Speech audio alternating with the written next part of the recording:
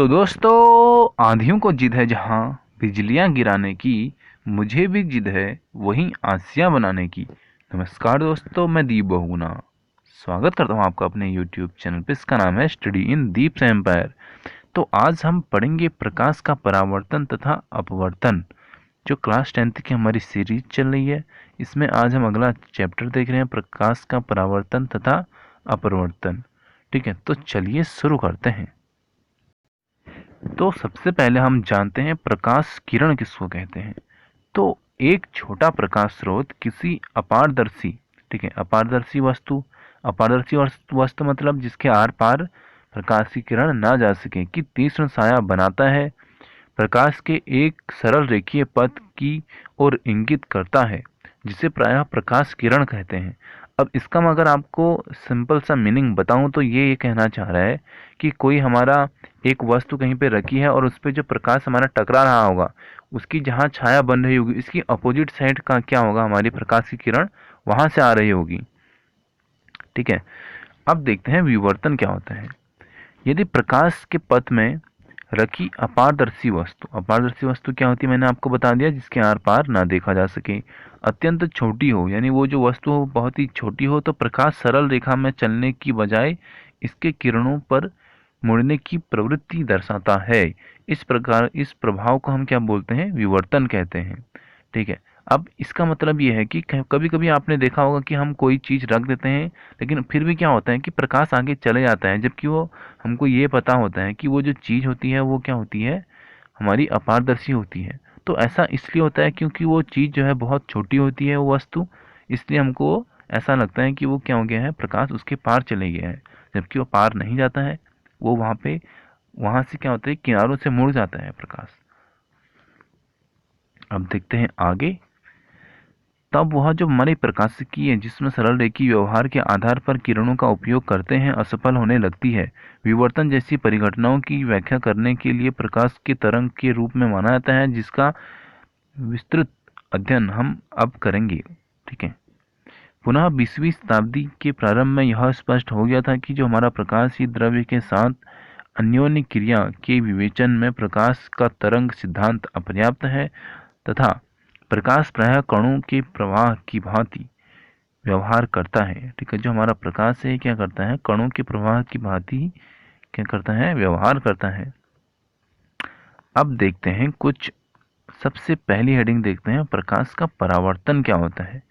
जैसा कि चैप्टर का नाम भी है परावर्तन, तो सबसे पहले यही देखते हैं कि परावर्तन किसको कहते हैं।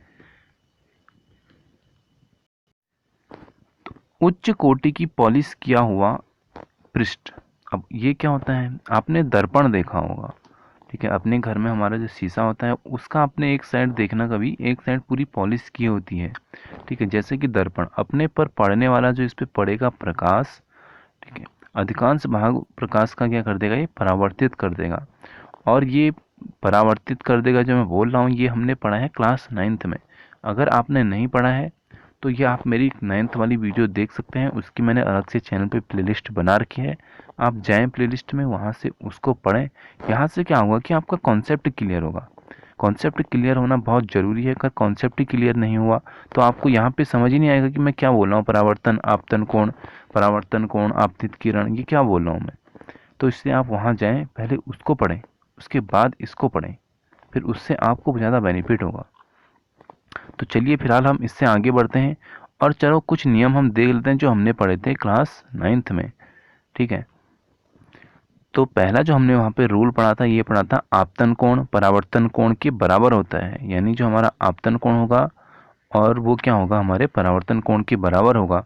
और दूसरी जो हमने चीज़ पढ़ी थी वो ये पढ़ी थी कि जो हमारी आपतित किरण होती है वो दर्पण के आपतन बिंदु पर अभिलंब तथा परिवर्तित किरण सभी एक ही तल में होते हैं। ठीक है, अब मैं वही बोल रहा ना कि आपको ये चीज़ कुछ भी समझ नहीं आ रही होगी, इसलिए आप 9th वाली वीडियो देखें मेरी, जो मैंने 1-2 दिन ही पहले अपलोड कर रखी है चैनल पे। परावर्तन के नियम गोलीय पृष्ठों सहित सभी प्रकार के परावर्तक पृष्ठों के लिए लागू होते हैं। समतल दर्पण प्रतिबिंब बनाने के लिए परिचित हैं। ठीक है, हम आपने देखा होगा कि हम क्या करते थे, पहले से टॉर्च के आगे जो होता था शीशा या लेंस, उसको निकालते थे, उससे क्या करते थे, हम कपड़े चलाने का काम करते थे। बचपन में किया होगा आपने ये काम। सबसे इम्पोर्टेंट चीज़ जो यहाँ पर है वो ये है कि समतल दर्पण द्वारा बना जो प्रतिबिंब होता है वो सदैव आभासी और सीधा होता है। ठीक है, इस बात को आप जरूर नोट करें कि जो हमारा समतल दर्पण है इसके द्वारा जो प्रतिबिंब बनेगा वो हमेशा क्या होगा, आभासी होगा पहली बात तो, और दूसरा क्या होगा, सीधा होगा।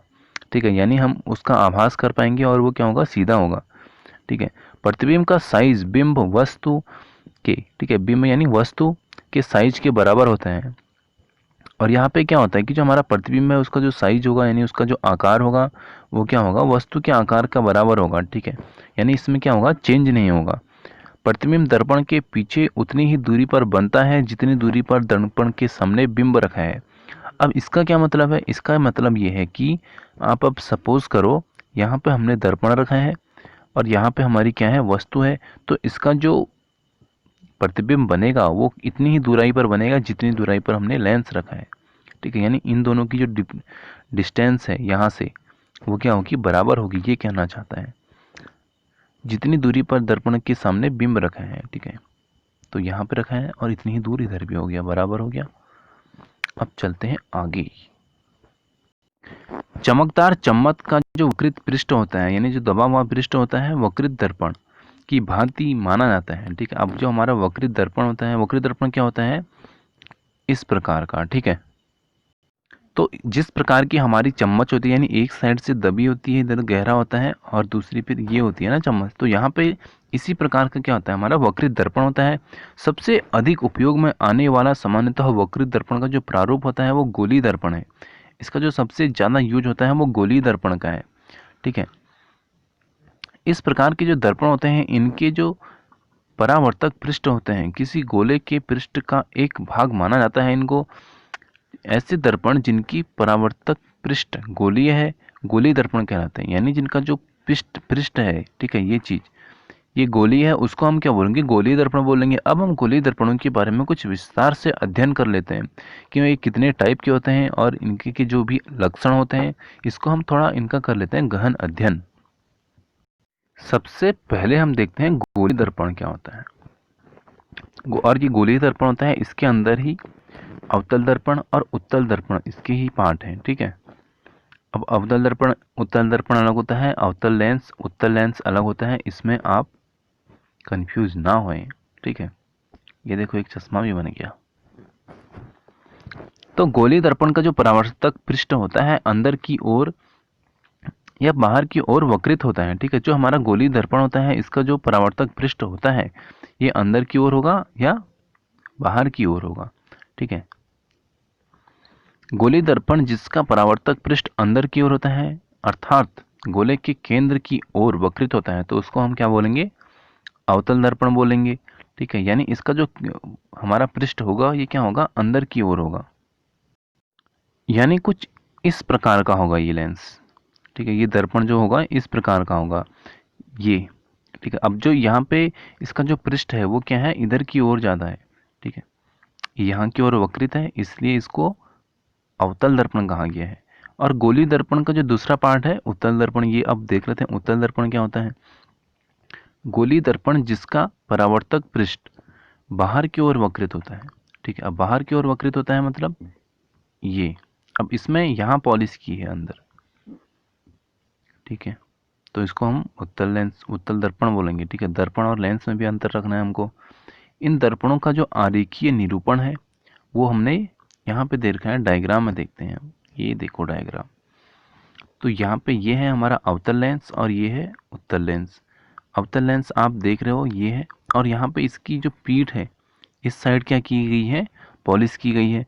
और उत्तल लेंस ये है और यहाँ पे इसका जो अंदर ऊपर अंदर यानी पीठ का साइड समझो वो है, इसको हम उत्तल लेंस बोलेंगे। तो पॉलिश यहाँ पे अंदर की ओर की गई है, यहाँ पे बाहर की ओर की गई है, बस इतना ही अंतर है पॉलिश का ही। ठीक है, और यहाँ पे अगर हमको ये याद करना हो, अक्सर लोग कंफ्यूज आते हैं, तो हम क्या करेंगे, एक एक्स बना लेंगे और एक्स में पहले उत्तल लिख देंगे और बाद में अवतल लिख देंगे। ठीक है, तो अवतल पहले लिखना है हमको, उत्तल बाद में लिखना है। तो यहाँ से हमारा ये वाला लेंस क्या हो जाएगा, अवतल लेंस, और ये वाला जो दूसरी साइड है एक्स का वो क्या हो जाएगा, उत्तल लेंस हो जाएगा। गोलीय दर्पणों का आलेखित निरूपण छायांकित जो भाग परावर्तक नहीं है, यानी जो यहाँ पे छायांकित भाग है वो क्या है, हमारा परावर्तक नहीं है। इन दर्पणों का जो आरेखी निरूपण होता है वो हमने देख लिया। इन चित्रों को नोट करें और दर्पण का जो भाग है उसको पृष्ठ भाग को छायांकित करें। अब हमने देख लिया कि जो चम्मच जैसा हमने आकार देखा, इसकी अंदर की ओर की आकृति हमने देख ली, ये वक्रित पृष्ठ देख लिया हमने, ठीक है। और अवतल लेंस भी देख लिया हमने कि कैसा होता है, वही आकार हमारा चम्मच जैसा ही है। तो ध्रुव के बारे में हम अगली क्लास में पढ़ेंगे। वक्रता केंद्र, वक्रता त्रिज्या, मुख्य अक्ष, इन सब के बारे में हम पढ़ेंगे अगली क्लास में। यहाँ पे करते हैं इस वीडियो को समाप्त। जय हिंद, जय भारत।